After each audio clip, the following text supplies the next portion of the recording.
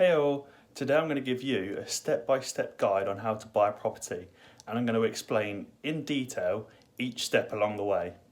I'm going to be explaining how to find a property, how to book a viewing, what to look out for when you're there, how to make an offer, getting that offer accepted, and the whole legal process throughout the purchase. And if you stick around to the end of the video, I'll be explaining the importance of a property survey, but why actually they're not always required. Let's get into the video. Step 1. Finding a property. This step deserves an entire video on its own, but for this video I'll just be using an online portal such as Rightmove, Zoopla or On the Market. There is a number of things you need to consider when looking for a property. First off is location. I always recommend looking for something within 30 minutes of where you live. I recommend this because within 30 minutes of where you live, you know the area. You know the people that live there, the jobs that are on offer, the kind of neighbourhoods, which are the better neighbourhoods and which are the worst neighbourhoods. When you go further afield, such as an hour, 2, 3 or 4, you don't know the location as well, you haven't lived there and you haven't researched into the area. So let's just pick something quite local to me with a radius of say 10 to 15 miles. Next up is price. You need to choose a price constraint that's appropriate to you. You need to also consider what properties are in each price bracket and what each amount of money can afford to get you in your area. Next up is number of beds. You need to consider what number of beds is going to be appropriate for your strategy. If you're someone that wants to purchase houses of multiple occupancy or multi-unit properties, you need to be looking on the higher end of beds in a property. But if you're someone that wants to invest in small single family homes, you can obviously look on the lower end such as 1 or 2 beds. Next up is property type. There are a number of different property types in the UK, such as terraced houses, semi-detached, detached, flats, boat homes, etc. A flat is one small unit amongst a number of other units. The flat is typically owned on a leasehold, which means that you rent the flat from the freeholder. Leaseholds typically span between obviously 1 up to 999 years. The minimum you really want to be looking for is a flat with at least 80 years remaining, because especially when you start getting down to 50 and 60 years, lenders typically won't finance that product for you.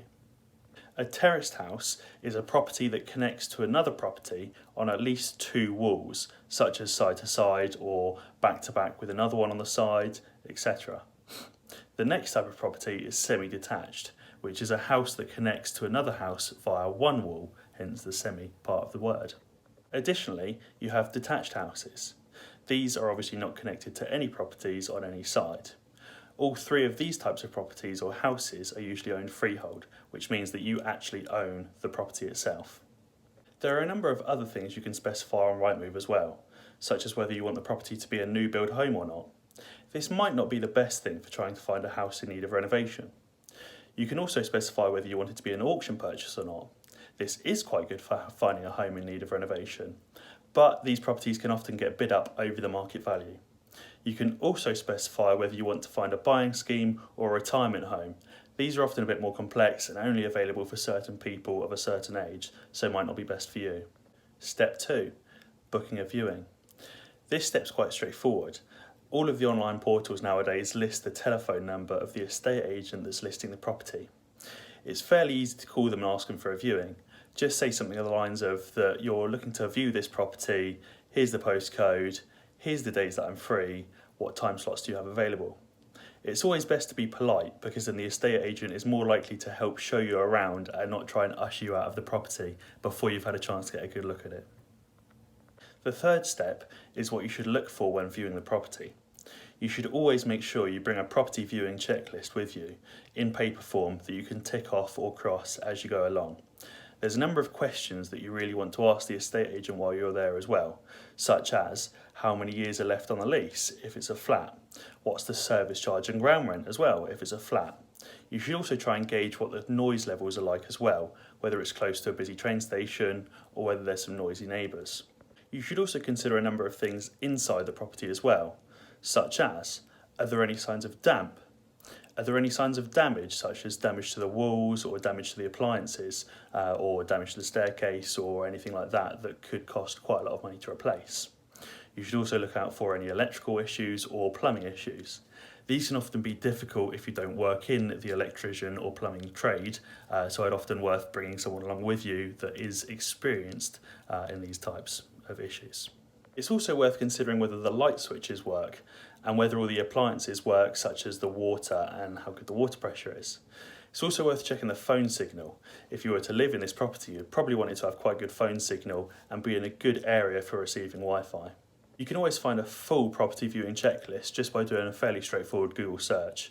I'd often recommend taking a look at 2 or 3 different ones, picking the points that are the best and most applicable to the property you're about to see.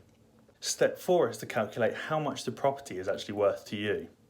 There's a number of ways you can do this. The first easy way is by checking out the Rightmove Sold Prices portal. Here you can just type in the postcode and it will show you the prices of all the properties that have sold on that street that you're looking at. Although, this might not always give a clear picture. There might not be many recent sales and therefore you'd have to look quite far back in history to get any idea on sales price. The properties might also be in quite a vastly different condition or size to the property that you're looking at. This could really skew the price and could create a massive difference between the property you're looking at and the comparable you're trying to compare it to. Therefore, you could also look at other listings on the online portal in the same location as yours and look for properties that are the same size and same condition. This will give you a better gauge of what the properties are actually being sold for in the local area. However, you have to consider that sometimes properties are listed at a much greater value than what they're worth. You should also consider if your property is listed for a lot more or a lot less than the others on the market. There might be a specific reason for that. Maybe it's not quite as good on the inside as the photos seem to show, or maybe it's a lot better or comes with an additional add-on such as a conservatory or an extension. You could also consider using a different valuation metric, such as a pound per square metre or square foot calculation, or a yield calculation. It's also always worth considering if the property you're looking at, which is in need of renovation, is being compared to a property that's already been renovated. If this is the case, you should definitely deduct off any costs of renovation from that comparable price to get a more accurate price for what the property you're looking at is actually worth. Step 5 is placing the offer. Once you've calculated how much the value of the property is worth to you, you can then place this offer with the estate agent, usually via email or by letter. Your price could be lower than list value, could be in line with the list value, or could even be more than the list value. It's always worth explaining to the estate agent why you think that your price is different to the list value if it is different, such as if it needs any repairs, just say that you factored the cost of that in and that's why you're offering less than the list value. In the UK, a bit of research shows that the average price accepted is around 7% less than the list value. Therefore, this is always quite a good gauge of how much of a discount you can get on a property. However, some properties might be listed for a lot more than they're worth and therefore might need a 10 to 15% discount. Also, on the flip side, some properties could be listed for a lot less than they're actually worth and therefore don't need any discount, and you might actually end up offering over the list price.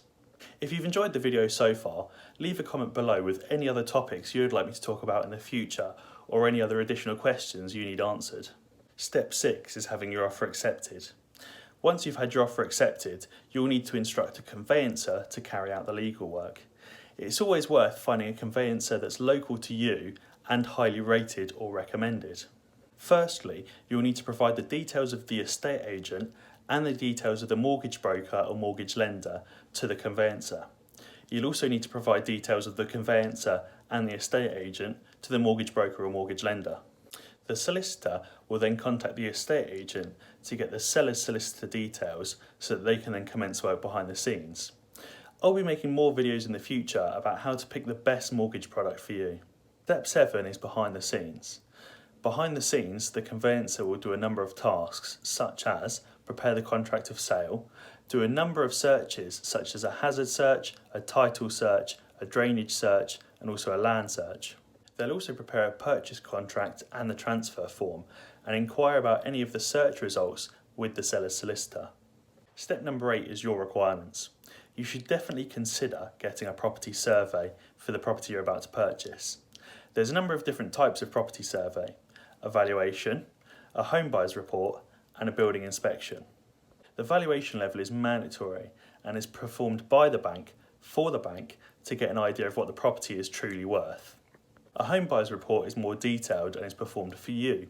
You'll also get a report with a grading system of 1 to 3 or green to red, showing what parts of the property could potentially need work in the future and whether there's any dangers or hazards within the property. A building inspection is that bit more detailed and goes even further than a home buyer's report. In a home buyer's report, the valuer or surveyor often won't check under floorboards or behind furniture or in the loft for leaks and damp, whereas in the building inspection, this will definitely happen. However, depending on the property you're purchasing, you might not need a valuation. If you're buying a fairly new flat or terraced house near to a bunch of other flats and terraced houses that have already had a valuation or survey in the past, which have come back with no issues, yours probably won't need a survey because yours probably won't have any issues as well. However, if you're purchasing, let's say, a 100 or 200-year-old Victorian property, this could have a lot of structural issues and is definitely worth getting a survey on. Step number 9 is payment of your deposit, the receipt of the mortgage funds from the solicitor, completion and exchange of contracts, where you get the keys and become the homeowner. If you want to learn more about purchasing property, then continue watching some of my other videos or subscribe and ding the notification bell so that you're alerted when I upload a new video. Cheers.